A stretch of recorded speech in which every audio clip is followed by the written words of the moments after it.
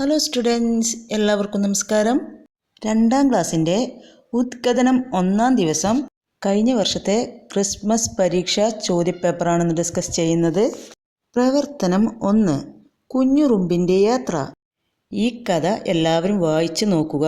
എന്നിട്ട് അടിയിൽ ചോദ്യം തന്നിട്ടുണ്ട്, അതിന് ഉത്തരം എഴുതുക. തെളിഞ്ഞ ആകാശം, കാട്ടിലെ കാഴ്ചകൾ കാണണം. കുഞ്ഞുറുമ്പിന് മോഹം. പച്ചിലക്കൂട്ടിൽ നിന്നും അവൾ പുറത്തിറങ്ങി. ഇളം കാറ്റ് വീശി, ഇലത്തുമ്പുകൾ ഇളകിയാടി. കാട്ടുപൂക്കളുടെ സുഗന്ധം. ഹായ്, പുൽക്കൊടിയിൽ തിളങ്ങുന്ന മഞ്ഞുതുള്ളി. ഒന്ന് തൊട്ടാലോ? കുഞ്ഞുറുമ്പ് പതിയെ മുന്നോട്ട് നീങ്ങി. തൊട്ടില്ല. അവൾ കാല് തെറ്റി പുഴയിൽ വീണു. കുഞ്ഞുറുമ്പിന് പേടിയായി. അതാ ഒരു ഇല ഒഴുകി വരുന്നു. കുഞ്ഞുറുമ്പ് ഞൊടിയിടയിൽ അതിൽ കയറി. ഇല കുഞ്ഞുറുമ്പിനെയും കൊണ്ട് മുന്നോട്ട് നീങ്ങി. അവൾ 4 പാടും നോക്കി. മാനം മുട്ട ഉയർന്നു നിൽക്കുന്ന മലനിരകൾ, പുഴയിൽ നീന്തിക്കളിക്കുന്ന മീനുകൾ. ഇലയിലിരുന്ന് കുഞ്ഞുറുമ്പ് ചുറ്റുമുള്ള കാഴ്ചകൾ ആസ്വദിച്ചു. എല്ലാവരും ഇത് വായിച്ചല്ലോ.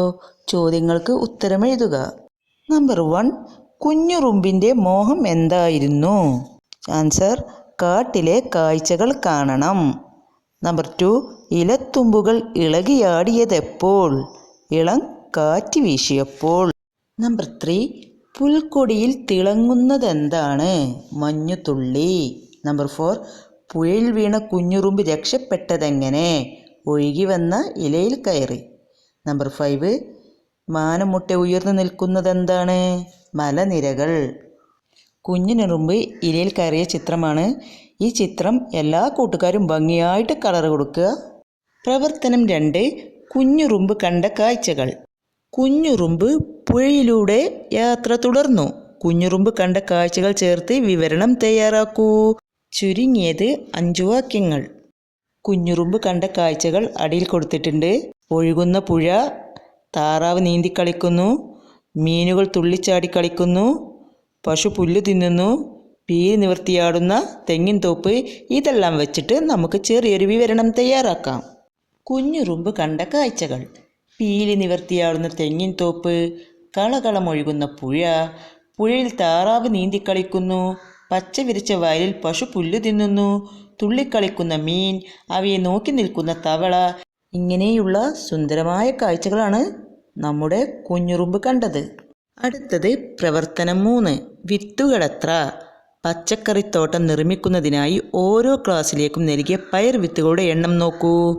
ക്ലാസ് 1 100ൻ്റെ ഒരു പാക്ക് 100. 10ൻ്റെ സ്ഥാനത്ത് 2 പാക്കാണ് 20. ഒന്നുകൾ 6 ഒന്നുകൾ, ആകെ 126. ക്ലാസ് 2 100ൻ്റെ ഒരു പാക്ക്, 10ൻ്റെ പാക്കറ്റിൽ ഒന്നുമില്ല, 3 ഒന്നുകൾ, ആകെ 103. ക്ലാസ് 3 100ൻ്റെ ഒരു പാക്ക്, 10ൻ്റെ 9 പാക്ക്, അപ്പോൾ 90 എണ്ണം ഉണ്ടാവും. 5 ഒന്നുകൾ, ആകെ 195.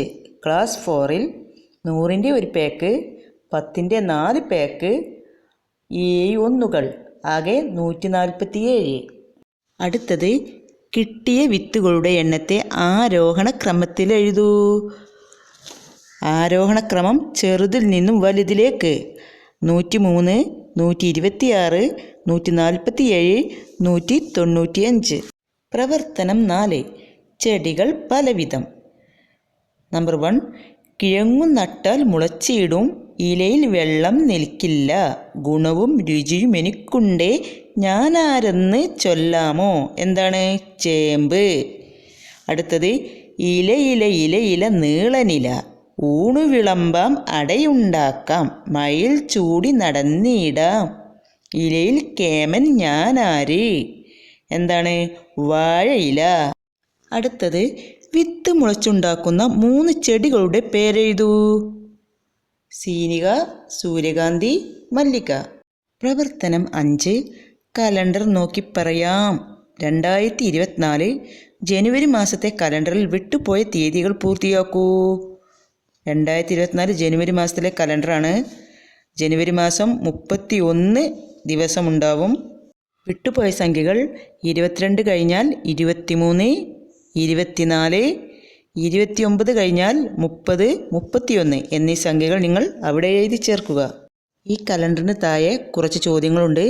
ജനുവരി മാസത്തിൽ ആകെ എത്ര ദിവസങ്ങളുണ്ട്? 31 ദിവസങ്ങളുണ്ട്. 2024 ജനുവരി 1 തിങ്കളാഴ്ചയാണ് എങ്കിൽ 2023 ഡിസംബർ 28 ഏത് ദിവസമായിരിക്കും? ജനുവരി 1 തിങ്കളാഴ്ച, ഡിസംബർ 31 ഞായർ, ഡിസംബർ 30 ശനി, ഡിസംബർ 29 വെള്ളി, ഡിസംബർ 28 വ്യാഴാഴ്ചയായിരിക്കും. അടുത്തത് 2024 ജനുവരി മാസത്തിൽ എത്ര ശനിയാഴ്ചകളുണ്ട്? എത്ര ശനിയാഴ്ചകളുണ്ട്? 4 ശനിയാഴ്ചകളുണ്ട്. ശനിയാഴ്ച വരുന്ന തീയതികൾ എഴുതൂ. 6, 13, 20, 27. അടുത്തത് കലണ്ടറിൽ നിന്നും ഒരു സംഖ്യ പാറ്റേൺ കണ്ടെത്തി എഴുതൂ. കലണ്ടർ എടുക്കുക, അതിൽ നിന്നും ഒരു സംഖ്യ പാറ്റേൺ കണ്ടെത്തി എഴുതുക.